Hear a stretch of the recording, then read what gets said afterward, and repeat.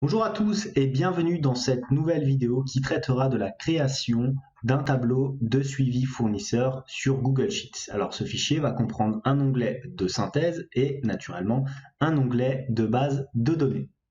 Mais tout d'abord, et comme d'habitude, si vous souhaitez aller plus loin dans les explications, je vous invite à cliquer sur les liens de formation dans la description. Et si vous ne souhaitez pas rater mes vidéos sur la comptabilité, la finance et l'utilisation des outils tels que Google Sheets dans le monde de l'entreprise, n'hésitez pas à vous abonner à la chaîne. De plus, pour ceux qui souhaiteraient uniquement acquérir le fichier sans passer par le tutoriel vidéo, sachez que tous les documents sont disponibles en illimité et dans leur version finalisée pour mes contributeurs Patreon, plateforme dont vous trouverez le lien en description. Alors pour faire notre suivi des fournisseurs sur Google Sheets, on va démarrer ce comme à chaque fois en mettant un titre à notre page. Donc je vais appeler cette page synthèse des fournisseurs. Là, on va mettre éventuellement du gras, le tout en italique comme à chaque fois. On va augmenter un petit peu la taille de la police. Je vous propose de mettre du 12, voilà, comme ceci. Je fais pareil au niveau de mon onglet ici. Je vais l'appeler tout simplement synthèse, voilà. Ensuite, je vais préparer les différents emplacements. Là, dans ma ligne 5, qu'est-ce que je vais avoir? Je vais avoir la liste des fournisseurs qui vont être saisis dans mon autre onglet que je vais créer tout à l'heure, notre onglet de base de données. À côté de la liste de fournisseurs, je veux avoir le montant global de facturation de chacun d'eux. Et une fois que j'aurai cette information, je souhaiterais encore avoir le reste à payer pour chacun des fournisseurs, donc tous les encours du moment. Alors j'aère un petit peu mon fichier, peut-être pas autant, voilà, je laisse juste la synthèse des fournisseurs comme ceci. Ensuite, qu'est-ce que je vais faire? Je vais éventuellement sélectionner alors une couleur de remplissage, je vous propose de prendre relativement foncé, voilà, juste avant le noir. En couleur de police, on va prendre du blanc, naturellement on va centrer les différents éléments. Là, pareil, on va mettre tout ça au centre, comme ceci. Au niveau des bordures, alors je vous propose cette fois-ci de prendre des bordures de couleur blanche, voilà, relativement épaisses. Alors naturellement, ça sera là, comme ça. On va écarter les différents montants, voilà. Voilà, on a de la place. Je vais un petit peu raccourcir ma colonne D, comme ça. Ensuite, qu'est-ce que je vais avoir? Je vais avoir l'ensemble de ma répartition dans un graphique que je vais créer dans la deuxième partie de cette vidéo. Donc, je vais avoir un graphique de répartition des fournisseurs. Voilà, alors là, ce que je vais faire, c'est que je vais mettre l'ensemble de mon graphique comme ça. Alors, on va le prendre, on va le mettre à peu près jusqu'à la ligne 18, comme ceci. On va fusionner et centrer nos différents éléments. Ensuite, je vais aller où? Je vais aller ici dans Format, regardez. Je vais sélectionner Rotation et je vais orienter le texte vers le haut. Comme ceci. Maintenant, si je double-clique comme ça sur ma colonne, regardez, j'ai gagné de la place. Hop. Et je vais naturellement mettre tout ça en gras. Je vais centrer le texte et l'aligner naturellement au centre comme ceci. Ensuite, en termes de police, je vais sélectionner une couleur comme ceci, naturellement du blanc, voilà. Alors est-ce qu'on augmente un petit peu la police? Ouais, on va mettre du 12, comme ça c'est relativement bien.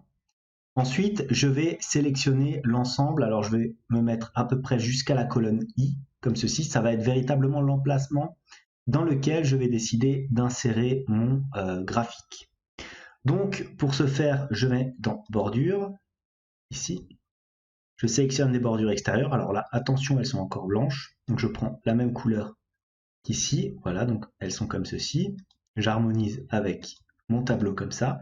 Donc voilà mon premier espace de graphique. Ensuite, qu'est-ce que je peux faire? Je peux faire un petit CTRL-C et CTRL-V de cet élément-là. Voilà, pour avoir véritablement deux zones de graphique. Et là, pareil, hein, qu'est-ce que je sélectionne? Je sélectionne à peu près la même zone. Je mets des bordures extérieures, vous voyez, comme ceci. Et je vais donc avoir ici les différents éléments de graphique qui vont m'intéresser dans la deuxième partie et qui vont résulter des éléments qu'on aura ici. Je vais aussi rajouter, alors je vais diminuer la colonne J comme ça. Voilà, je vais mettre un petit tableau où on aura les taux de TVA applicables. Voilà. Alors on double-clique pour avoir assez de place. On met des bordures épaisses un petit peu tout autour.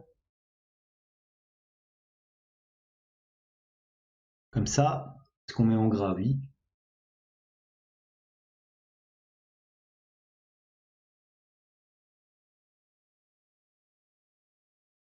On est sur du 4. Voilà. Là, on sera naturellement en pourcentage.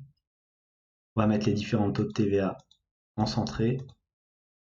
Donc on va avoir du 20%, du 10%, du 5,5% et du 2,1%. Une fois qu'on a fait ça, on en a donc fini avec notre premier onglet, mais naturellement on n'oublie pas, et comme à chaque fois, une fois qu'on a terminé la mise en forme, d'enlever le quadrillage. Et voilà donc pour le squelette de mon premier onglet. Passons maintenant à l'onglet de base de données. Donc on y va, je vais cliquer ici sur le petit plus ajouter une feuille, je vais renommer mon onglet, je vais l'appeler tout simplement base de données, voilà comme ça. Je vais commencer directement par mettre mon tableau. Donc qu'est-ce qu'on va vouloir avoir dans notre base de données? On souhaite tout d'abord que l'utilisateur tape la date de facture. Une fois qu'il a tapé la date de facture, il peut éventuellement taper le numéro de la facture. Maintenant, mettre le fournisseur en question, le montant hors taxe, le taux de TVA, le montant de TVA. On obtient donc le TTC. Ensuite, on aura éventuellement la compte versée, puis le paiement final. On aura aussi le reste à payer, la date de paiement. Alors quand je dis date de paiement, c'est naturellement date de paiement finale, la date d'échéance,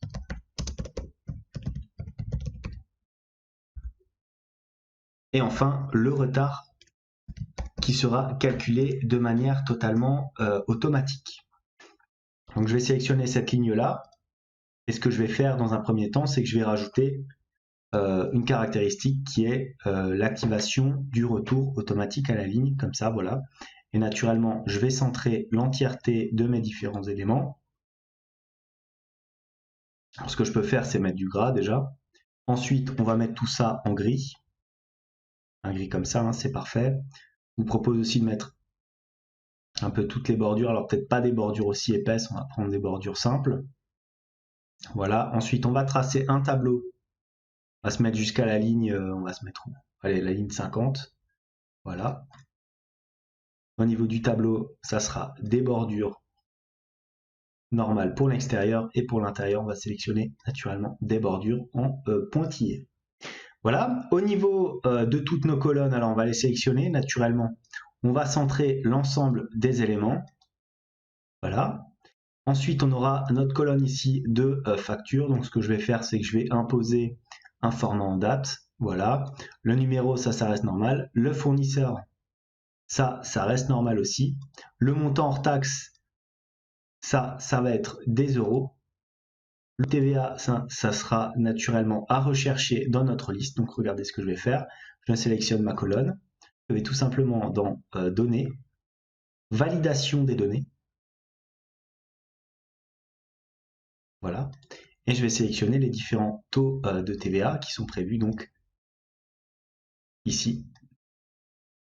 Voilà, j'appuie sur OK, j'appuie encore une fois sur OK. Je retourne dans mon tableau et voyez, j'ai donc mes différents taux de TVA qui apparaissent. Le TTC, alors le montant de TVA ainsi que le TTC, ça sera des euros. Voilà, si je tape un chiffre, je l'ai bien en euros centré. Les acomptes, pareil, le paiement final, pareil, et le reste à payer, pareil. Donc on n'a que des euros. La date de paiement, la date d'échéance, ça sera naturellement un format date. Donc on sélectionne le format date, voilà. Et le retard ici, alors ça va être un format un petit peu spécial, format nombre. Et j'ai un format personnalisé ici en jour, comme ceci. Pourquoi? Parce que dès qu'il y aura un chiffre, regardez, il y aura les jours qui vont apparaître dans cette colonne. Voilà, une fois qu'on a fait ça, on n'oublie pas d'enlever ici le quadrillage, donc je l'enlève comme ceci. Voilà, et on a donc fait la mise en forme de notre fichier de suivi des fournisseurs sur Google Sheets. C'était tout pour la première partie de ce tutoriel. Comme d'habitude, n'hésitez pas à liker cette vidéo si elle vous a plu, à mettre un commentaire de suggestion éventuellement, à vous abonner à la chaîne si ça n'est pas encore fait. En tout cas, moi je vous dis merci et à bientôt pour la deuxième partie de ce tutoriel.